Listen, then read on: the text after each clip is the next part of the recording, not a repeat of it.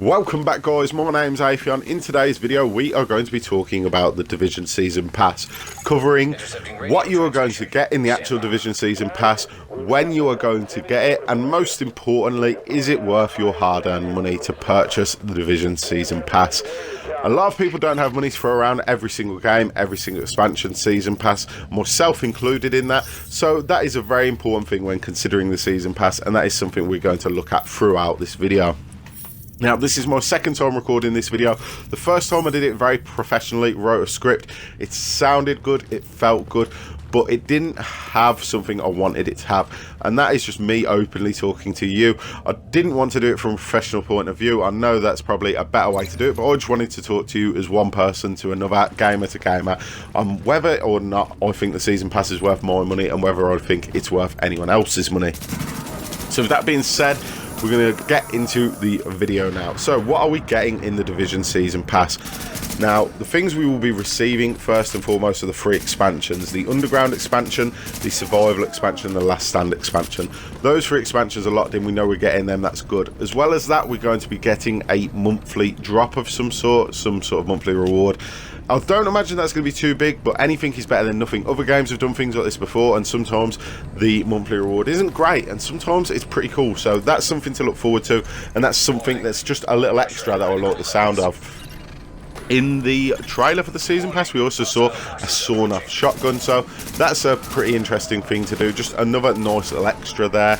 And then on top of all that, we are also getting a load of Daewon customization options. So this is something that a few of my friends have worried about, saying, oh, if I order from this one retailer, then I get this outfit. If I order from this other retailer, I get that outfit. I don't know which one I want. I said, well, the season pass has got you covered on that, so that's what we're getting in the season pass roughly. That's a quick breakdown of it.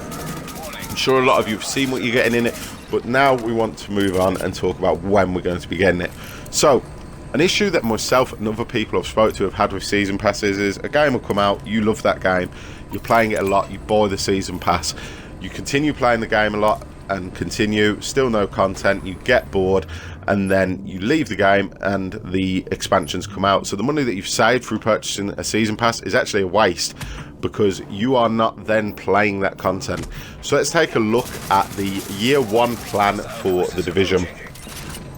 Now, the game comes out in March. In April, we get Incursion, which includes new Incursion gear sets, loot trading, and much more. Obviously, these updates are free. The second update being Conflict, new Incursion, new challenge modes, new Dark Zone activities, and much more. Then, the following month, we get our first expansion hit in June.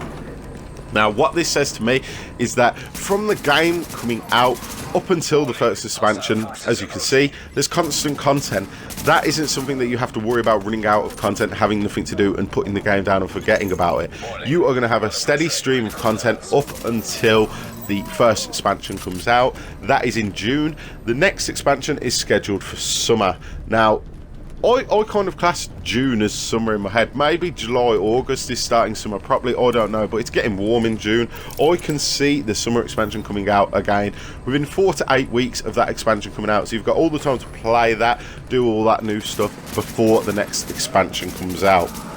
So with that, for me in itself, that is value. That is definitely value. The fact that I know I'll be playing the game up until the expansion comes out, and that I will actually get use out of the expansion. For me personally, to start rounding up this video, I think there's more than enough content there to justify the price of the season pass.